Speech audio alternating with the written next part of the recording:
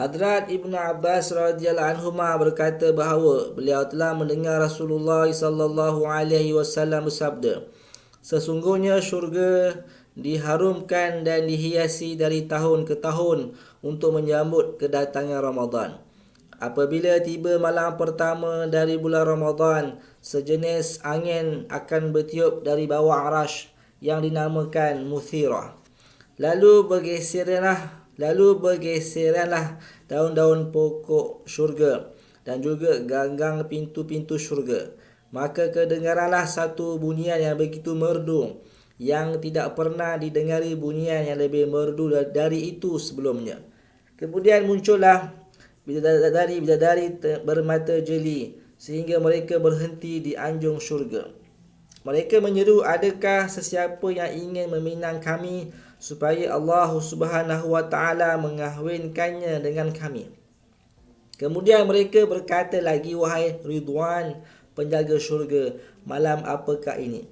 Beliau akan menjawab kepada mereka dengan berkata, ya, malam ini adalah malam pertama dari bulan Ramadan. Hari ini pintu-pintu syurga dibuka bagi orang yang berpuasa di kalangan umat Muhammad sallallahu alaihi wasallam. Nabi sallallahu alaihi wasallam bersabda lagi, Allah Subhanahu wa taala akan berfirman, wahai Ridwan, bukakanlah pintu-pintu syurga, dan wahai Malik, yakni penjaga neraka, tutuplah pintu-pintu neraka bagi mereka yang berpuasa daripada kalangan umat Ahmad. Wahai Jibril, turunlah ke bumi dan tangkaplah syaitan yang sangat-sangat degil.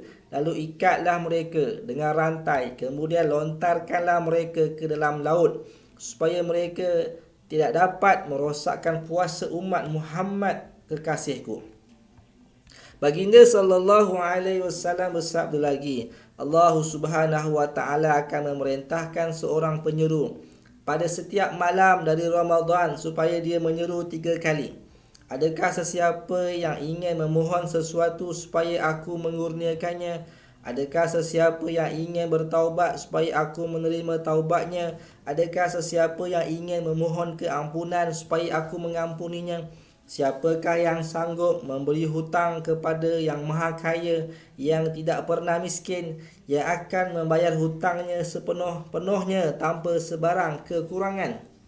Baginda sallallahu alaihi wasallam bersabda lagi, setiap hari pada waktu berbuka puasa dari bulan Ramadan, Allah Subhanahu wa taala akan membebaskan sejuta manusia yang kesemuanya telah ditentukan untuk masuk neraka. Apabila tiba hari terakhir dari bulan Ramadan, Allah Subhanahu wa taala akan membebaskan pada hari itu sebanyak bilangan manusia yang telah dia bebaskan dari awal sehingga ke akhir bulan. Apabila tiba Lailatul Qadar, Allah Subhanahu wa taala akan memerintahkan Jibril alaihi salam supaya turun bersama satu kumpulan besar malaikat. Bersama mereka terdapat bendera hijau. Beliau akan memacakkan bendera itu di atas Kaabah. Jibril alaihissalam mempunyai 100 sayap. 2 daripada sayap tersebut tidak pernah dibuka kecuali pada malam itu sahaja. Lalu beliau membuka kedua-dua sayapnya sehingga menutupi timur dan barat. Kemudian pada malam tersebut, Jibril alaihissalam akan mendorong para malaikat lain supaya mereka pergi memberi salam kepada setiap orang yang sedang berdiri atau duduk, bersolah atau berzikir. Maka para malaikat itu akan berjabat tangan dengan mereka dan akan mengaminkan doa-doa mereka sehingga terbit fajar. Apabila terbit fajar, Jibril alaihissalam akan menyuruh segala malaikat, sekarang pulanglah. Para malaikat itu pun akan bertanya, wahai Jibril, apakah yang Allah Subhanahu wa taala telah lakukan terhadap keperluan-keperluan orang beriman di kalangan umat Ahmad sallallahu alaihi wasallam? Beliau akan menjawab, Allah Subhanahu wa taala telah memerhatikan mereka pada malam ini, lalu telah mengampunkan mereka semua kecuali 4 jenis manusia. Maka kami pun bertanya, siapakah mereka ya Rasulullah? Baginda sallallahu alaihi wasallam bersabda, lelaki yang berterusan meminum arak seseorang yang menderhakai kedua-dua ibu bapanya, seseorang yang memutuskan silaturahim, yakni memutuskan hubungan sesama keluarga, dan musyahin. Kami bertanya, ya Rasulullah, siapakah musyahin itu? Baginda sallallahu alaihi wasallam menjawab, dia ialah musarim, yakni orang yang berhasad dengki dan memutuskan hubungan. Apabila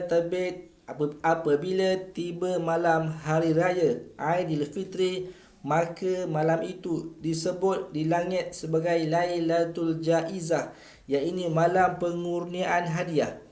Pada pagi hari raya itu, Allah Subhanahu wa taala menghantar para malaikat ke setiap tempat. Lalu mereka turun ke bumi dan berdiri di muka-muka jalan dan lorong.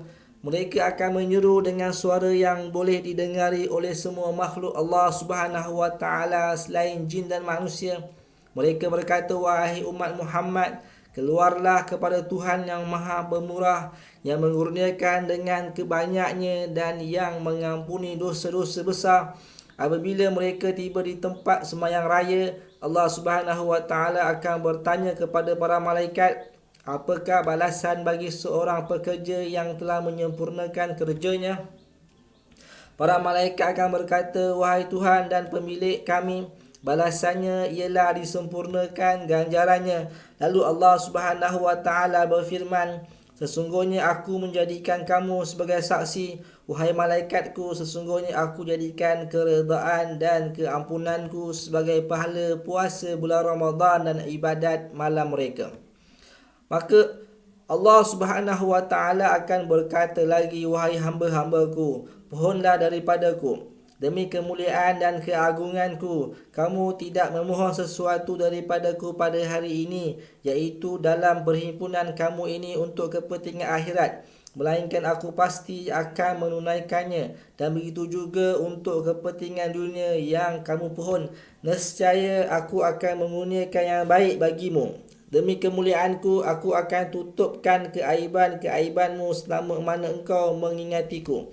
Demi kemuliaan dan keagunganku, tidaklah aku akan menghinakan kamu, dan tidak juga aku akan memalukan kamu di kalangan orang-orang yang berdosa, yakni dan orang-orang kafir.